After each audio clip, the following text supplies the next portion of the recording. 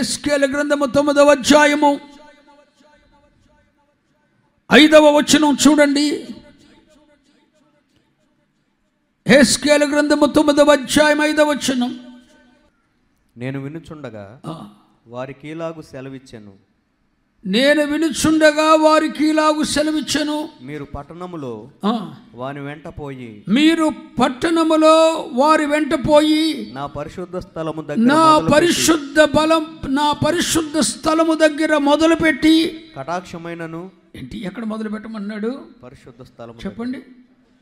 నా పరిశుద్ధ స్థలము దగ్గర మొదలుపెట్టి, నా పరిశుద్ధ స్థలము దగ్గర మొదలుపెట్టి కటాక్షమైనను కనికరమైనను లేకుండా అందరినీ హతము చేయుడి. అంటే దేవుడు జడ్జిమెంట్ ఎక్కడ స్టార్ట్ చేస్తున్నాడు? నా పరిశుద్ధ స్థలము దగ్గర మొదలుపెట్టి. ఏ విషయంలో? ఇది 4వ వచనం. అదే యెహెజ్కేలు గ్రంథము 9వ అధ్యాయం 4వ వచనం. యెహోవా యెరూషలేమును ఆ పట్టణంలో ప్రవేశించి చుట్టూ తిరిగి దానిలో జరిగిన హేయ కృత్యములను గూర్చి యెహోవా సెలవిస్తున్నాడు. యెహోవా అన్న చోట డాట్ ఉంటే చుక్క. యెహోవా సెలవిస్తున్న మాట ఇది. 6 దూతలతో సెలవిస్తున్న మాట, ఖడ్గములు ధరించిన 6 దూతలతో సెలవిస్తున్న మాట ఏంటంటే, మీరు యెరూషలేము చుట్టూ ప్రవేశించి చుట్టూ తిరిగి దానిలో జరిగిన ఏయ కృత్యములను బట్టి మూల్గు విడుచు ప్రలాపించుచున్న వారి లలాటముల గుర్తు వేయుమని వారికి ఆజ్ఞాపించి. స్తోత్రం చెప్పండి. హల్లెలూయా. ఇక్కడ 6 దూతలు, ఖడ్గములు ధరించిన 6 దూతలను మనం చూస్తాం. యెహెజ్కేలు గ్రంథం 9వ అధ్యాయంలో ఈ 6 దూతలు బయలుదేరారు. ఈ 6 దూతల వెనుక బుడ్డి, సిరా బుడ్డి, దాని మీద నొసట మీద ముద్ర వేయటానికి ఒకటి ఉంది వారి దగ్గర. వారితో అంటున్నాడు, మీరు వెళ్ళి యెరూషలేము అంటే జీవము గల దేవుని సంఘమే, మీరు యెరూషలేము చుట్టూ తిరగండి. హలో, యెరూషలేము అంటే జీవము గల దేవుని సంఘమే, మీరు యెరూషలేము చుట్టూ తిరగండి. దానిలో జరుగుతున్న ఏయ కృత్యములను బట్టి మూల్గు విడుచుచు ప్రలాపించుచున్న వారు ఉన్నారు. అయ్యో, ఇదేం పాపం, ఎంత దారుణం ఏంటి ప్రభువా! చిన్న పిల్లలు చెడిపోతున్నారు, యవనస్తులు పాడైపోతున్నారు, కుటుంబాలు విచ్ఛిన్నమైపోతున్నాయి, పాపం పెచ్చురిల్లిపోతుందని లోకములో జరుగుతున్న ఏయ కృత్యములను బట్టి అయ్యో మూలుగుతున్న వారు ఉన్నారు, ప్రలాపిస్తున్న వారు ఉన్నారు. వారికేమో వారి నొచ్చట మీద ప్రలాపిస్తున్నవారు అని ఒక ముద్ర వేయండి, ఒక గుర్తు వేయండి. ఇదిగో ఏయ కృత్యములను చూసి, జరుగుతున్న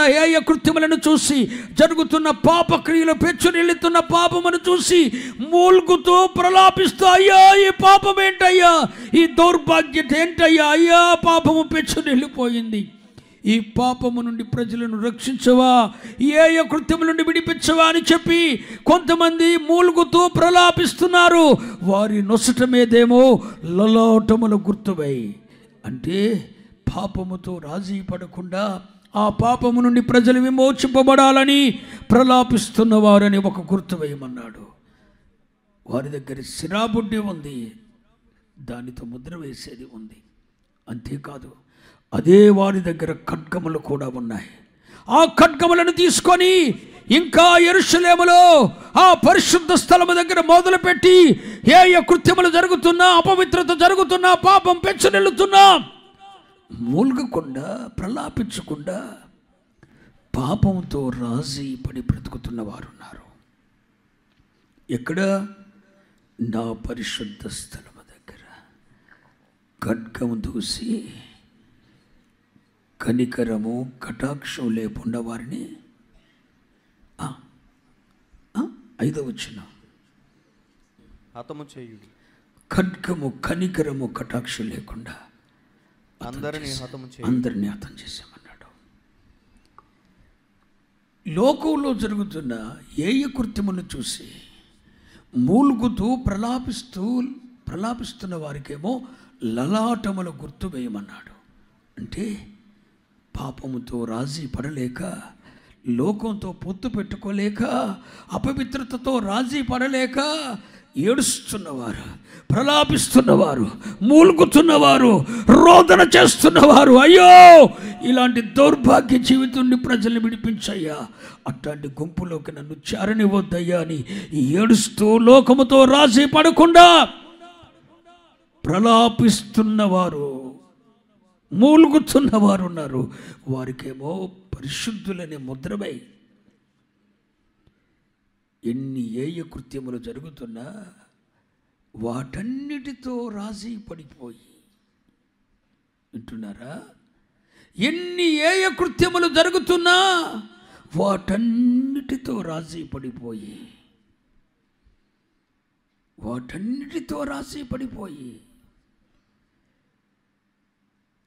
లోకంతో కుమ్మక్కైపోయి లోక మర్యాదను అనుసరిస్తూ ఆ ఏయ కృత్యములను చూసి వాటిలోనే ఆనందిస్తూ బ్రతుకుతున్న వారు ఉన్నారు. అట్టివారిని చూసి, అట్టివారు నా పరిశుద్ధ స్థలము దగ్గర మొదలుపెట్టావు.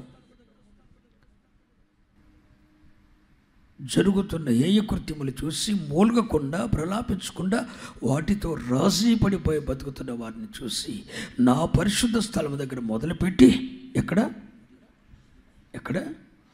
నా పరిశుద్ధ స్థలం దగ్గర మొదలుపెట్టి కనికరించకుండా, కటాక్షం చూపకుండా వారందరినీ అర్థం చేయి. తీర్పు ఎక్కడ ఆరంభమైంది చెప్పండి? ఎక్కడ ఆరంభమైంది?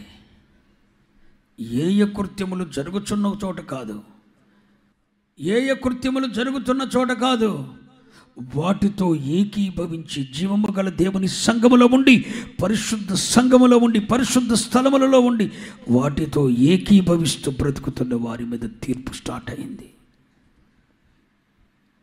నేను చెప్తున్నది బహుశా మీకు అర్థమవుతుందని అనుకుంటున్నాను. తీర్పు ఎప్పుడూ దేవుని ఇంటి యొద్ద నుండే ఆరంభమవుతుంది. లోకానికి తీర్పు తీర్చే ముందు దేవుడు మనకు తీర్పు తీరుస్తాడు. లోక సంబంధమైన వాటితో రాజీ పడి బ్రతుకుతున్న వారితో, ఎవడో అన్యజనుడు, దేవుని ఎరగనివాడు అమావాస్యాలు, పున్నములు, పండుగలు ఆచరిస్తాడండి. వాడు చేసింది నువ్వు చేస్తే వాడి మీదకి రాదు తీర్పు, మొదట నీ మీదకి వస్తుంది, నా మీదకి వస్తుంది. జరుగుతున్న ఏయ కృత్యములను చూచి మూలగవలసిన నీవు,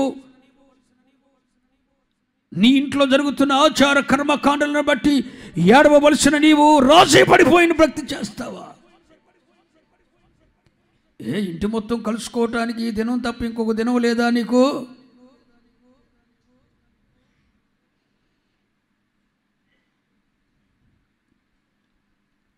నీ కుటుంబీకులందరూ కలుసుకోవటానికి ఇది ఒక వేదిక. ఇంకొక పరిశుద్ధ దినము లేదా? ఇంకొక శుభదినం లేదా? నీ పరిశుద్ధ గ్రంథములో నువ్వు సంఘంగా కూడుకోవలసిన దినములని దేవుడు రాసి ఉంచిన దినాలు లేవా? అన్యజనుల ఆచారాలు, సంప్రదాయాలతో కుమ్మక్కై బ్రతుకుతున్న నీ మీదకు, నా మీదకు తీర్పు రాదా? అయ్యో నమ్మకమైన నగరము ఎట్లు వేశ్య అయ్యింది అంటాడండి. ఒకప్పుడు నమ్మకమైన నగరం, కానీ వేశ్య అయిపోయిందటండి. వేశ్య రాజీ పడిపోయింది. నలుగురు నడిచిన దారిలోనే తాను కూడా నడవటం మొదలుపెట్టింది. నలుగురు చేసిన ఆచార సాంప్రదాయ కర్మకాండలని వీరు ఆచరించడం మొదలుపెట్టారు. దేవుడు చూశాడు. తీర్పు దేవుని ఇంటి యొద్ద నుండి ఆరంభమైంది. అన్యజనులకు దేవుడు తీర్పు తీర్చలేదు. దేవుని ఉపదేశ క్రమము ఎరగని వారికి తీర్పు తీర్చే ముందు ఉపదేశ క్రమం ఎరిగిన నీకు తీర్పు తీరుస్తాడు. సువార్త ఎరగని వారికి తీర్పు తీర్చే ముందు సువార్త ఎరిగిన నీకు తీర్పు తీరుస్తాడు. అన్యజనుల యొద్దకు దేవుడు తీర్పు ఆరంభించే ముందు మొదట మనకు తీర్పు ఆరంభిస్తాడు. దీనిని బట్టి మనం అర్థం చేసుకోవాల్సిందేంటో తెలుసా? దేవుని వాక్యోపదేశం ఎరిగిన మనం ప్రతి అడుగులో ఎంత జాగ్రత్త కలిగి ఉండాలి అన్నది మీరు గుర్తు చేసుకోవాలి. ఓ ఈ శుభవేళ ప్రభు నీతో మాట్లాడుతున్నాడు. ఈ శుభవేళ ప్రభు నీతో మాట్లాడుతున్నాడు. నీ ప్రతి అడుగులో నీ మెలకువ జాగరూకత, ప్రతి అడుగులో నీకు మెలకువ జాగరూకత ఉండాలి. ప్రతి అడుగులో మెలకువ జాగరూకత అనేది మనకు అవసరం పిల్లలారా, అవసరం. దేవుని వాక్యములో, జీవము గల దేవుని వాక్యములోని ప్రభు మనతో మాట్లాడుతున్నాడు. తీర్పు దేవుని యొద్ద నుండి ఆరంభం అవుతుంది కదా. అసలు మరి దేవుని యొద్ద నుండి, దేవుని ఇంటి యొద్ద నుండి ఆరంభం అవుతుంటే అసలు సువార్తకు అవిధేయులైన వారి గతి